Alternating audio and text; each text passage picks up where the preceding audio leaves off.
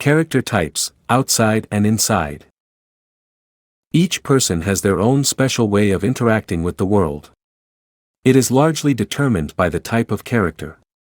American psychologist Nancy McWilliams described 10 types in her book Psychoanalytic Diagnosis. McWilliams explains that the type of character organization is formed of many factors: temperament, patterns of behavior, ideas about themselves, attitudes to others, the type of internal conflict, and so on. At the same time, the external manifestations of character often contradict what a person experiences internally. What are these contradictions? Let's find out. Narcissistic personalities. Outwardly, these are self-assured and ambitious people who are charismatic. Perfectionists. They often take advantage of other people. Internally, they feel shame for not living up to their image, in their opinion. But they are afraid to feel this shame.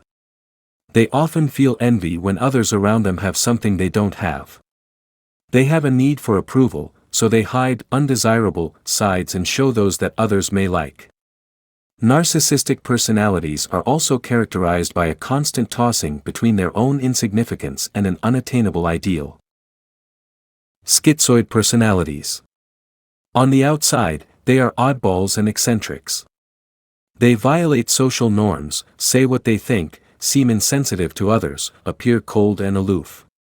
Inside they are hypersensitive individuals. The world around them seems too bright and loud. The inner is more interesting to them than the outer. They often go into fantasies. They have a simultaneous need for closeness and fear of being absorbed by another. Come to me, I am lonely, but be at a distance, otherwise I'm afraid. Hysterical personalities. On the outside, these are cordial, charming, artistic people. They are like children who don't grow up, combining innocence and seductive impulses. Inside them is the idea that one gender is inferior to the other, the fear that they are small while others are big and strong. They often seek to seduce the other to establish control.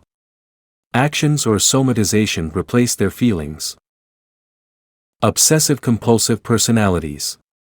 Outwardly, they are fans of order, reliable, hyper-responsible, concerned about compliance with the rules, exaggeratedly accurate and meticulous. Inside they have a lot of repressed aggression, which in no case cannot be let out.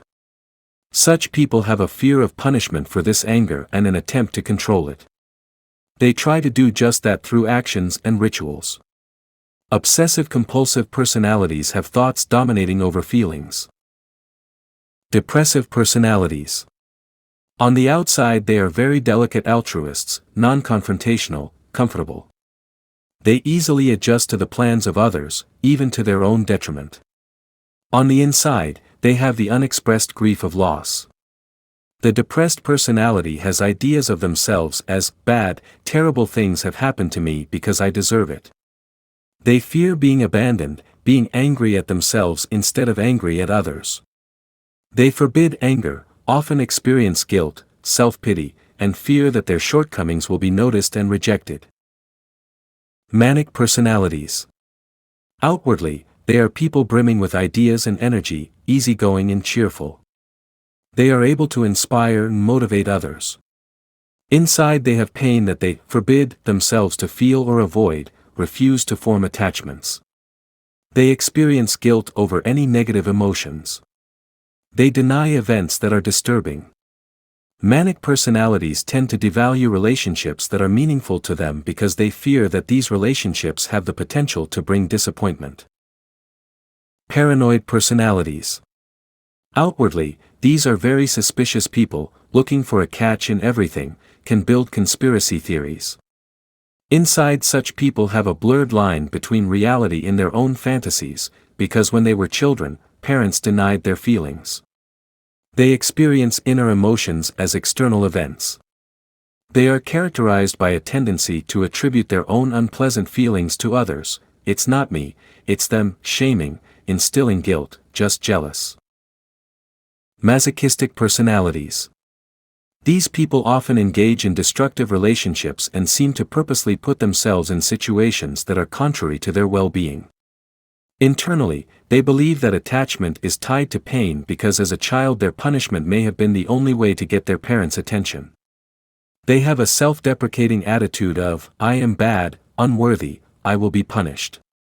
They are constantly anxious and expect punishment. It is easier to provoke conflict to master a painful situation. Their fear of loneliness is stronger than their need for security.